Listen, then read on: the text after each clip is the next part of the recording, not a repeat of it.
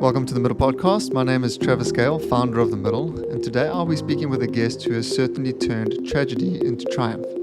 Travis Warwick Oliver was involved in a motocross accident in 2020, which resulted in the amputation of his right leg below the knee. Prior to the accident, Travis was a personal trainer, avid ultra marathon runner, swimmer, and all-round thrill seeker. And I met Travis 422 days after his amputation at the start line of the Ultra Trail Drakensberg 100-mile trail race, where he managed an impressive 142 kilometers before he had to pull out due to issues with his stump.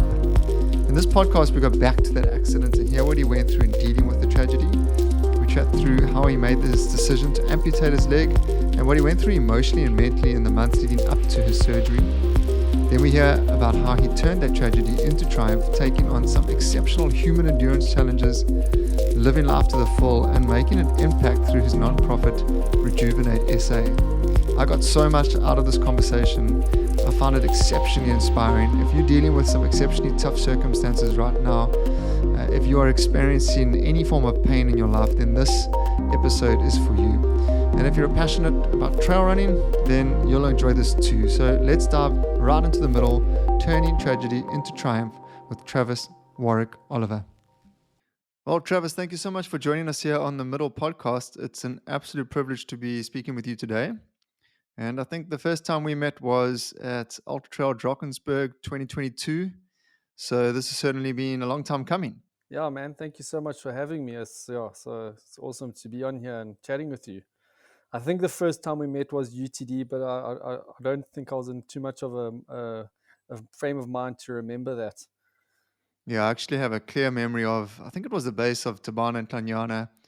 I was on my way down, you were on your way up, and we stopped and we had a chat. And I just remember walking away from that interaction going, yo, this is someone with proper grit and tenacity. There was just sheer determination written all over your face. Yeah, I was really enjoying the uphills at that race. It was just my most comfortable part. So that's where I was actually making most of my time and doing the main, damage on the course there.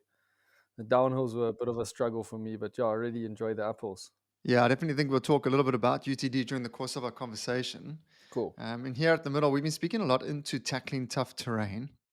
And one of the lines that we use is that sometimes in our lives, the expectation and the reality doesn't line up. And that's quite a raw feeling. And within that space, we have to deal with that adversity and we have to navigate that challenge. And that can be really tough. So I think you're so, poised to speak into that because of your story. And for the listeners today, it would be really great to just go back to 2020, where you had that accident and you lost your limb below your knee because of that accident, and just spend some time there and just talk to you about what happened and what you had to go through mentally and emotionally as you navigated that time of your life and that tragedy. So yeah, maybe if you can just talk about the accidents, what were you doing at the time, the plans that you had for your life, and what was going on, and then how this moment just changed everything. Yeah, so 2020, I just started my own business about 2 years prior to that, and things were going really, really well. I was a personal trainer, so I picked up a very nice clientele, and yeah, I was really comfortable. Just met my girlfriend that I'm still with today, and I'd previously a couple of years before that, and for about a 10-year span, I was a semi-professional motorbike rider. And in 2012, I had an accident, which I blew my left leg, my knee out, and ended up having 2 reconstruction surgeries on my left knee. So I was kind of put off riding, and just with the time that I had off, I dropped off the pace. So I just decided I'm done racing professionally or semi-professionally, and ended up traveling back and forth to Ireland and just living again and just doing a bit of traveling and sightseeing. And then I got back and started this business, and I just decided to start riding again, but just for fun.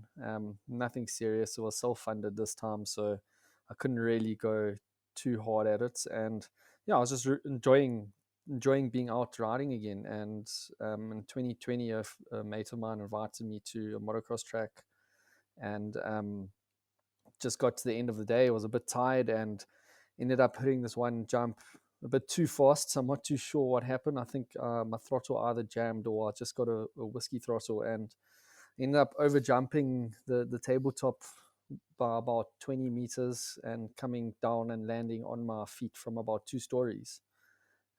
So I ended up throwing the motorbike away in the air just because I didn't have anything else to do. And yeah, I landed on both feet. I ended up breaking both my feet, but severely breaking my right foot. I pretty much broke everything from the metatarsals back to my heel. Broke a few ribs and broke my back. Ended up rushing to the hospital. I knew something was wrong. I just didn't know how severe it was. And got to the hospital, and as soon as I pulled into the parking lot, my whole body just started like shaking. The adrenaline obviously kicked off, and yeah, it was quite a process. The doctors were trying to get the boot off, and I was just in so much pain they couldn't get the boot off, so they ended up knocking me out with a bit of ketamine. And then yeah, there was a bit of conversation after me waking up from them removing my boot, saying, "Listen, we're going into surgery. We might have to amputate the foot." And I didn't really think much of it, so I was like, "No, just I've done this. I've broken many bones before. Just go in there and fix it up, and I'll be in a cast for 6 weeks, and I'll be back running and riding and doing everything." And yeah, I woke up the next day and still had my foot. But the doctor came in and said, "Trav, things are not looking too great." And he said if I didn't have the boot on, my foot probably would have, I would have had an amputation at the site of the accident. So yeah, within, it was a week before lockdown. I was in hospital for around 3 months in total. So no one could visit me because we obviously then went into national lockdown. I was in the hospital by myself. My parents couldn't visit me. My girlfriend couldn't visit me. No one was allowed to visit me. And it was a bit, yeah, it was scary. I didn't actually know what was going on. I thought I'd just broken a foot, but the doctors were talking like I'd done some serious damage. And over the next 8 months, I went through 7 surgeries. Um, and there were a lot of ups and downs. Got to a point where I could start cycling again, but I couldn't really walk properly. I had about 15 degrees flexion in my foot, which is not much. And yeah, things were just a bit tough. Ended up being prescribed way too many painkillers, which were the only bit of comfort that I had because of the severe pain I was in. And when you're lying in bed all day, you can't move, being 120% kind of guy before running, riding motorbike, swimming, cycling, to lying in bed all day because you're in so much pain. It's quite a thing to go through. I was only 28 at the time, so I wasn't too sure if this was going to be me for the rest of my life. Sure. I mean, if we can just pause here, I mean, not only are you dealing with that, but you're also dealing with COVID. I mean, for many of us, COVID was a lot to deal with, not necessarily having to then blend it with an amputation as well. Yeah, it was weird. The first time I came out of hospital, it was quite scary because the doctors had to write a letter saying that patient X is getting transported from the hospital home. And I remember my mum fetched me and we drove back to my house. It was about a half an hour drive, and I literally did not see a single car on the road. It was like I came out of this accident and there was a zombie apocalypse going on. So yeah, it was a bit weird. Hey? It was extremely weird dealing with the whole COVID and me potentially losing a foot. But in the beginning days, um, we weren't too sure if I was going to have the amputation. I was quite confident that my foot was going to get better and I was going to start running and doing everything properly again. I'm sure you were. I mean, that is your personality, isn't it? I Yeah. mean, you'll get through this, you'll make it, everything will be okay. Well, what led you through to that moment where you actually realized that this amputation was going to happen? And what went through your head? How did you deal with that realization? So from about like 5 months in to all the surgeries and that. I think I was like on my fourth surgery or something. I kept making jokes with my girlfriend saying, because I was in serious pain, like I couldn't get up to have a wee in the middle of the night. That's how much, pain there was. And I always made these jokes, oh man, just cut it off. It will be better. But the realization of amputation became real was around about November, December in 2020. I started swimming because swimming was the only activity I could do that was pain free. And I got to a point where I couldn't even swim because just that little movement in the water started hurting. So I went and got a few scans and all of that done after having 7 surgeries. And the doctors are like, okay, next phase, we're going to do a full foot fusion because everything in your foot has just crumbled and there's no blood circulation. My foot was now like the size of a balloon. And yeah, I had a friend back in school who had a fused foot, and I just knew, I was like, I'm not doing that. I'm not living that life.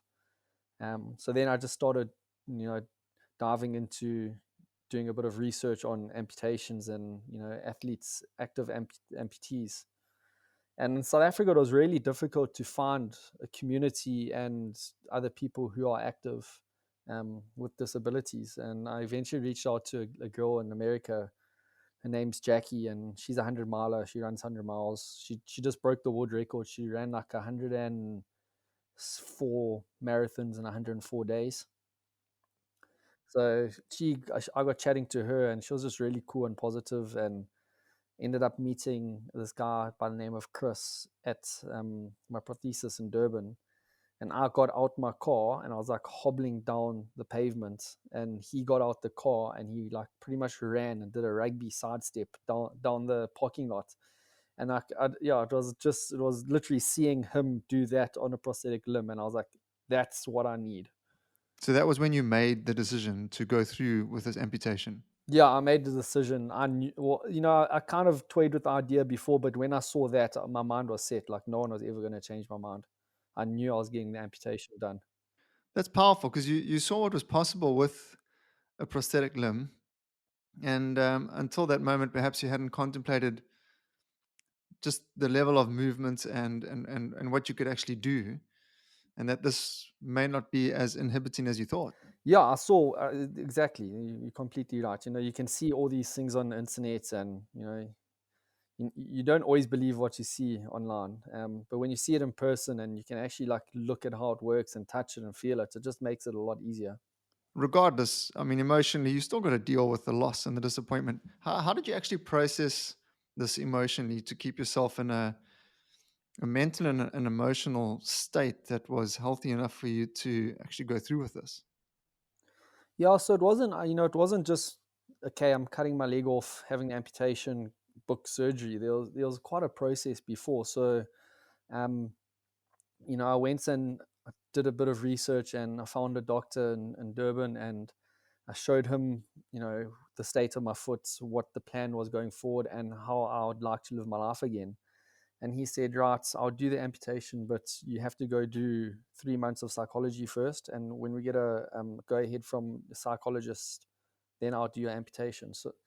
Um, so I went and I chatted to a psychologist, and she just helped me prepare myself. And they end up asking you questions that your best friend or your mother or your girlfriend won't ask you. They ask you those real deep, awkward questions that you need to actually deal with. Um, and we just came up with a plan of why I want to have the amputation, what I'm going to do after the amputation, and how I'm going to achieve, being as healthy as possible for the amputation. So I went on a real strict diet. I did 40 hours in a hyperbaric chamber. So it was 20 before the amputation, 20 after. Completely cut alcohol out my diet. Just really touched up on all the little things to make this easier for me after the amputation. And emotionally, I was so, I haven't mentioned it to you yet, but before I was going through all of this, I was on antidepressants, I was on anti-anxiety tablets. I ended up getting addicted to all my painkillers I was on. I started abusing alcohol, but it was just anything I could do to escape the pain, because that pain was just every step I took. And I kind of hid it from everyone. I do have a great poker face, so no one really knew what I was going through. But yeah, I was hurting before that, and it ended up me having to use substances just to escape the pain, and I didn't like who I was becoming. So when I finally made a decision that I was going to do this, it was kind of like a weight being taken off my shoulders. And I knew that I was going to run and walk and cycle and jump and do everything again, because I just told myself, this is exactly what you're going to do. And this is why you're doing it. Yeah, that's powerful. And we talk about the idea of embracing the detour in the middle. And, sometimes we've got to let go of what we thought the path was going to be for our lives and embrace a new path. But as much as that makes sense in theory, it's incredibly difficult for us as human beings to do. And it's just so amazing that you went through that process and you were able to let go and accept a new path for your life. And as you did that, as you let go of one and accepted the next, there was that weight that was lifted. Yeah. So, I mean, like, the hardest thing about me having this amputation was actually letting my parents know. That was the hardest part for me, is just telling them that this is, the decision I've made. But, other than that, I knew that this was going to be the right thing for me to do. And, I knew there were going to be tough days. Nothing is smooth. Life is never, one steady, smooth line. There always are ups and downs. But, I just remember how I was, before everything. And I just really wanted to get back to being active and outdoors and experiencing nature again. Yeah, and I think that's such an important thing that you've said. That process with the psychologist seemed like an incredibly powerful process that enabled you to be able to take the detour, creating space for you to tap into purpose, tap into vision, and really just get clear on how this decision that you're making will still enable you to write a very significant story with your life. What was it like after the amputation had taken place? Yeah, so I remember going into hospital the day of my amputation, and we're still in lockdown times, or like COVID times. So my parents dropped me off, and I had to wheel myself in and go do everything myself. But yeah, I was excited. I mean, I knew this was the right decision, and I was so sore going into the hospital. So I woke up from surgery, and the first thing I did was, okay, let me see this bad boy, and I whipped the blanket off. And I looked down and I was like, shit, there's no going back now. I was like, it's done. You can't sew that back on. But yeah, it was, I had epidural for 2 days in ICU.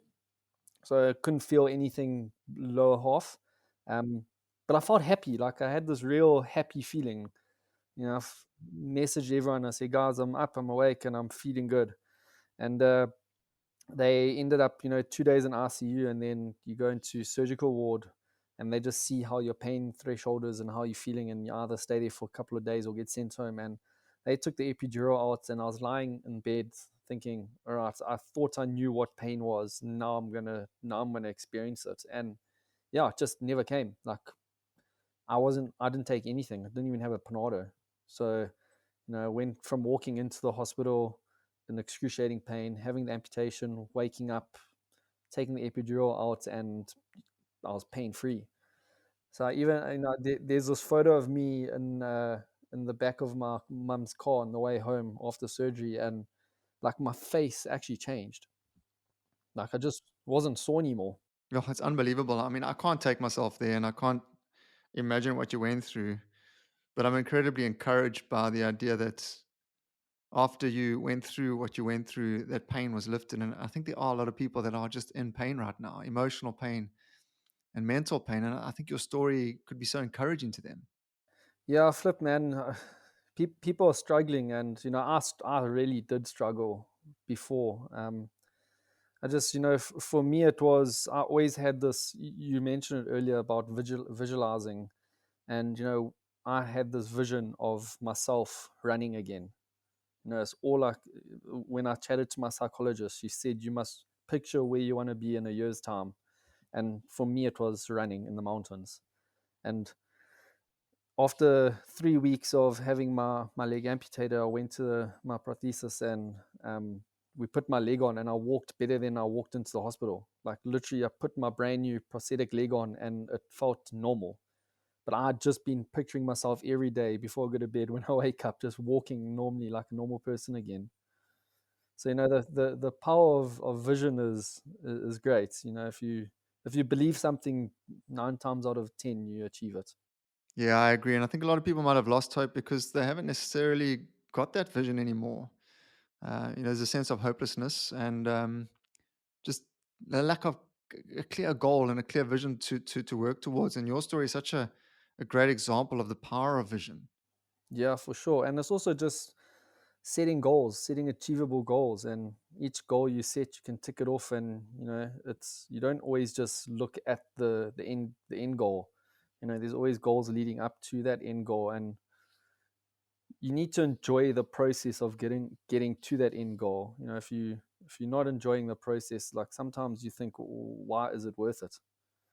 Um, Not every day is going to be enjoyable, but it should, more than 50% of the time be enjoyable. 100%. I mean, you were told that you would never run again, right? I've been told twice I'll never run again. When I had my accident in 2012, the doctor said after my two knee reconstructions on my left knee, that's my good leg now, they said, you won't run again. And I said, I will. And then with my foot, they said, you're not going to run again. And yeah, I like proving people wrong, I guess. True. 422 days after your amputation, not only are you running, but you're running a 100 miler. Well, attempting a 100 miler. You got to 140 Ks. That's far. Yeah, but I worked really hard, and I put in the right steps. It wasn't, a lot of people don't see the behind the scenes stuff that I do, and I do put in a lot of work, and it's not just going out and slogging it out running. There's a lot of things that I do to keep everything in line. A lot of physio, a lot of bio. I do a lot of conversations with my prosthesis, Luvan. And yeah, we've been playing around with the blades, and there's a hell of a lot going on. I actually don't run enough to be running 100 milers, I think. I probably should be training a bit more for these things, but I just take it slow, one step at a time, and try to get as far as I can. Well, talk to us a little bit about the race. Let's go back to you today. I mean, you have got to stop regularly. You've got to manage your prosthetic limb, your stump. You've got to manage a hang of a lot to get yourself to the finish. A lot more that you've got to put in than the rest of us to reach the finish line. Yeah, so I've obviously got a silicone liner that goes over my residual limb, and what that does is it causes a vacuum onto your prosthetic limb. So it's just the interface between the two, and it's non-porous. So I have always been a big sweater, so this thing fills up with a lot of sweat. So I mean, like UTD, the first 30 kilometers, I'm stopping every 2 kilometers, taking my leg off, draining the liner, cleaning, putting it back on, readjusting. And I actually remember, like, so I'm always like the first 30 Ks, I'm like dead last. And I always say to the guys, like, I'm sorry, I'm going to run past you. I'm going to sit on a rock. I'm going to take my leg off, and you're going to pass me again. And this is just going to keep happening. It's going to be like cat and mouse the whole time. So, yeah, it is a bit of a process. And because, yeah, I don't have an ankle. So the balance and all of that all comes from my glutes. And it's just management for me. I just have to try and manage those first couple of kilometers so I don't hurt too much, later on in the race. But it's all part of the process, and I'm just very lucky I can be doing this stuff. And Travis, amidst all of that, I mean, what do you focus on? What keeps you going? Especially when you're running a 100 miler, you've got a long way to go. There's a lot going into this. It does feel like there's a whole lot of effort, but why are you out there? What's enabling you to keep going mentally and emotionally through that experience? Flip, man, I just love being outdoors. It's like it's quite a spiritual feeling that you get out there in those Lesotho mountains. It's hard to explain because you're out there all by yourself. It's so much bigger than you are, and anything can happen in those mountains. But if you just focus on the now and you control what you can control in that very moment, you get through it. And you know 100 milers like life kind of shortened and pushed into 160 Ks. You know, you have your ups and downs. You know, sometimes you don't feel like you can take another step. You eat a bit of food, your energy levels go up, your morale goes up. You see your friends, they make you feel good. Um, then again, it happen. You know, it's just. I mean, I said in the 1 mile post, I had like 101 emotions in that one race. It's just so up and down, but it's learning to manage those emotions. And you know, when I do my talks and I let other people know, like, you know, my story, I say to them, if you didn't have the bad days, you'd never appreciate the good ones. So on those bad days, just know that a good day is coming. And it's the exact same when we're doing these runs. When you're having a bit of a down moment, just know that in 10 minutes, an hour, 2 hours, you're going to feel good again and you're going to be able to carry on. I fully agree. I mean, we talk about the fact that humans are designed for tough terrain, and that there's a lot more in us than we give ourselves credit for. And when we think we're done, you know, we're not done. And these 100 milers, we learn so much about ourselves, and you must have just learned so much about yourself through the process of running the 100 miler, as well as everything that you've been through with the amputation. You certainly are mining the depths of what's within you. Yeah, so, you know, I feel like doing these long, crazy races is like kind of like now my therapy. You know, you go fight your inner demons out in the mountains all by yourself, and you walk away from it feeling really good and fresh.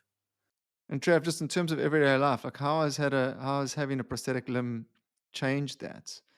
You have to manage it a lot with regard to running a race, but does it change the way that you live normal life? Yeah, so you know, I mean, when I have my leg on, I wouldn't consider myself being disabled.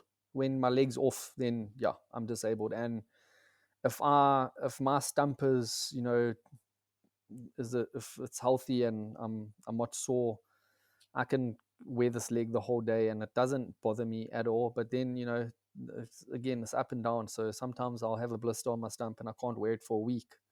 So then I'm running around in crutches and trying to make a cup of coffee and carrying it with crutches and that kind of stuff. But no, I mean, I've adjusted to this thing now, and I still feel that I'm better off now, even if I don't have, you know, my leg on. I'm better off than what I was because I'm in such a better mental space, and I just feel like I can manage, you know, the downs a lot better now. Yeah, it's incredible. And I know that you do a lot of talks and speak to people around navigating trials and navigating adversity. So based on your own experiences, what have been some of the key tools that you put in other people's hands that you have learned when it comes to facing up to difficult circumstances, tragedies like you've had to walk through, challenges, obstacles that you've had to face in your own life? What are some of the tools that you put in people's hands? Yeah, so you know, I say to people that don't be shy to tackle these things head on. You know, if something's upsetting you or bothering you, it's normally, you know, it doesn't just go away if you don't address it. So it's like, you know, I was in all this pain and, you know, I had a foot and it actually got to a point where I had to address that. All right, Travis, you need to sort your life out. And to do that, I just had to cut away a part of me. And, you know, just it was a leg. You know, some people, it can be, you know, a partner, it can be a job, it can be a friend, it can be a sport, or a passion. There's just so much that can influence, you know, you and how you feeling at that time. And you know, sometimes we just got to make those decisions to you know, part ways with something. I had to part ways with my foot. And you know, even though at that time and very moment it seems like the worst idea ever, you know, fast forward 5 months and you know, you'll be in a very different position. And then also, life isn't easy, but we can choose to make it easier. So again, like I said, on the bad days, just understand that good days are coming, and just put your head down and work hard, and you will find yourself in a better position. Yeah, it's powerful, and that, especially that idea of what do you need to cut away. That's a brilliant question. I think I think the listener needs to almost pause and think about that. What do I need to cut away to lift a weight, to lift a burden, to enable myself to run with a bit more freedom, to run a bit more lightly? And I think, we must link it back to the process that you've been through. You didn't just decide to cut something away on a whim. You went through a 3-month process with a psychologist, you processed it. And that's important for us to do as well. We're not encouraging everyone just to go and cut things away now, but consider what that might be and then go on the journey of exploring what that might mean, before you make that call. Talk to the right people, engage with it. Yeah. It's a very considered approach that you're talking about to letting go. But the reality is that's what did make the big change for you. Yes, and a lot of people. I had so many people. I actually got people getting really upset with me, saying, "Why the hell would you want to cut your leg off? You've got a foot, this, that," and there was a lot of negativity from some people with the decision I made, and I just didn't let it bother me because I knew what I wanted. I knew how I was going to achieve what I wanted, and I just had to go with it. So there always will be people that don't agree with you. That's just how life is. You have an idea, I have an idea. They might not cross, but if you know how you're going to get to point A, and I know how to get to point A, your situation might be very different to mine. So for me, happiness was doing the 3 month psychology, cleaning up my diet, getting my brain to be clear. Getting off the alcohol made a huge difference to me. It just everything became a lot more clear once I was sobered up. Um, and yeah, it's just stick to your guns. Yeah, an incredibly authentic decision, a tough decision, and you had to make that within yourself first and then express it publicly. And I guess then you've got to manage all the feedback that you get. If we're going to listen to everybody else's feedback around the decisions that we make in our own lives, it's going to be a very hard road. Man, every inventor has probably been called crazy 1,000 times, and when they invent the whatever they're doing, everyone's like, "Wow, this is amazing." And if they listened to all the negative comments, they wouldn't have been doing what they were doing. Absolutely. Look, I know we don't have too much time with you because you got to get out there. You got to go and run again. But I just wanted to ask you about Rejuvenate, because what strikes me as really powerful about you is that you're not just living your life for yourself and dealing with what happened to you and carrying on running races, but you're really invested in other people's lives through the Rejuvenate platform that you created following your amputation. So just tell us a bit about that and what you're up to through the Rejuvenate platform. Yeah, so Rejuvenate South Africa is a non-prof. Our goal is to provide mobility aids to underprivileged individuals. And Rejuvenate was born, about a year and a bit ago. Yeah, so funny story. I actually had my amputation and then I got a quote afterwards for prosthetic limb. And it came up to like 150,000 Rand. So I was like, what? That's ridiculous. And my medical aid only covered 23,000 Rand of that. So my dad was, so kind, and he donated a vintage motorbike, which I raffled off. And, through the Hilton community, through friends and family in South Africa, actually across the world, people donated to my cause. And I was able to raise 250,000 Rand, which ultimately led me buying my first 2 prosthetic limbs. And I was sitting with my prosthesist one day, and I said to him, I was like, "Yeah, Luvan, how do people afford this? Like, I'm spoiled. Like, I'm extremely spoiled. Like, firstly, you guys are helping me out. Secondly, I got all this money from this fundraising I did. Like, how do down and out people do this?" And he said, "Trav, they just don't. With in the government sector, you can wait up to 2 years for a leg." So I was like, "No, that's crazy. Let me see what I can do." And yeah, we started Rejuvenate as a non-prof. And my first, kind of campaign was to run UTD 100 mile last year. We raised money for a wheelchair for this girl named Joy. And yeah, just since then, it's just been picking up, and we're now approaching corporate companies to invest in us to help other people get mobile. And it's not about people going and running 100 Ks or even running 10 Ks. We're literally just trying to get improve someone's life and let them be mobile. It's not, being mobile doesn't mean being active. It's just moving around in their surroundings easier. And yeah, we've got some cool projects coming up, which we will start rolling out soon. But these things are really expensive. 100 Rand doesn't go anywhere. So we we're trying to tap into some big money corporates. Like I said, my leg costs 150,000 Rand. So it doesn't go too far. It's amazing, Travis. Well done, man, with this. It's really incredible. How does one get involved? I know that you're doing fundraising through your runs to provide uh, wheelchairs, prosthetic limbs to others who need it. So when I first started, I thought I was going to run every single event on the calendar to raise money, but yeah, that's soon ended quickly. So yeah, I mean, we've done golf days. We do a lot of drives on social media, but you can go to www.rejuvenatesa.com and just check what we're doing on our websites. There's a link there for you to donate. We can provide Section 18As, BE points. We're fully registered, and the money is going to people with disabilities. And we are doing our best to get as many people as we possibly can mobile. At the moment, we're focusing in KwaZulu-Natal area just because logistics is quite tough. But yeah, just trying to do what we can with what we have. Yeah, and what's amazing is just how this wouldn't have happened. Rejuvenate wouldn't have been born if you hadn't gone through the tragedy that you faced. And it's so indicative of the fact that so much good can come out of a very tough space and a very tough scenario.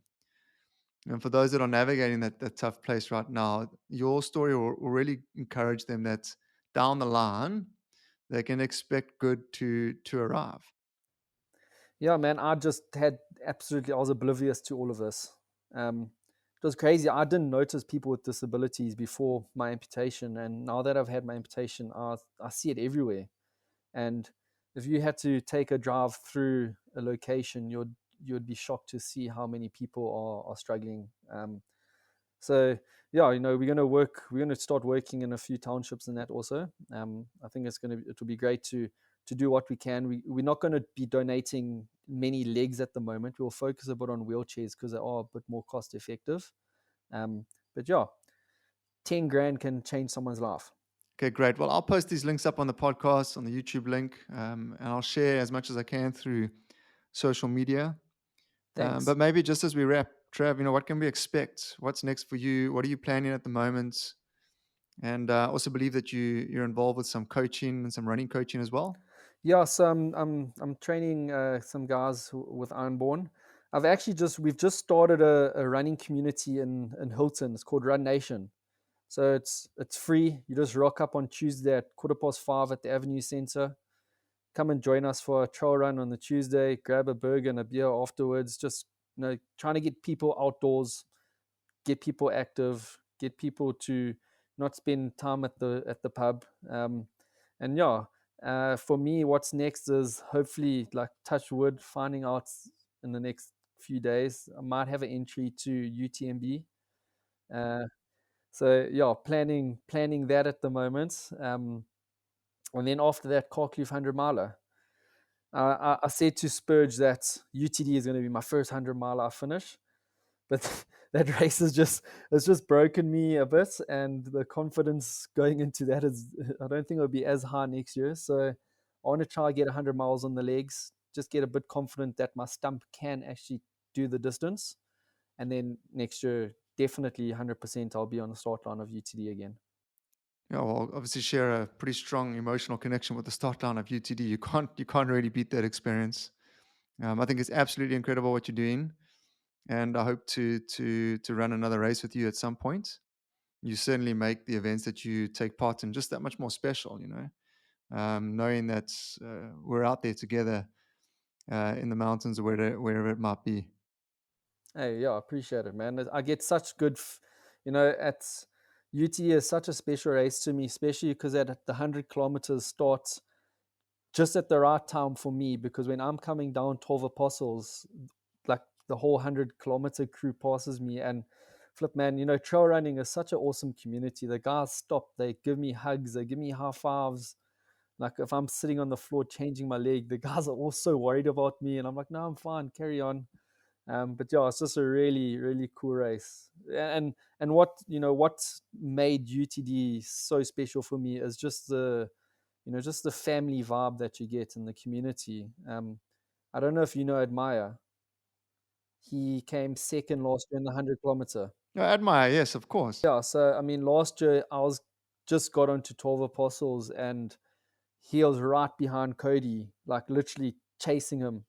And he stopped and he had like a 2 minute chat with me, gave me a big hug, and then just carried on running. And I was like, this is a man who's potentially going to win the race, chasing down first place. And he stops and has a fat chat with me, asking me how I am and telling me that I've been inspiring him. And yeah, it's just really awesome. You don't get that in too many sports. Yeah, that's what I love about trail running. And you're emphasizing such a critical point.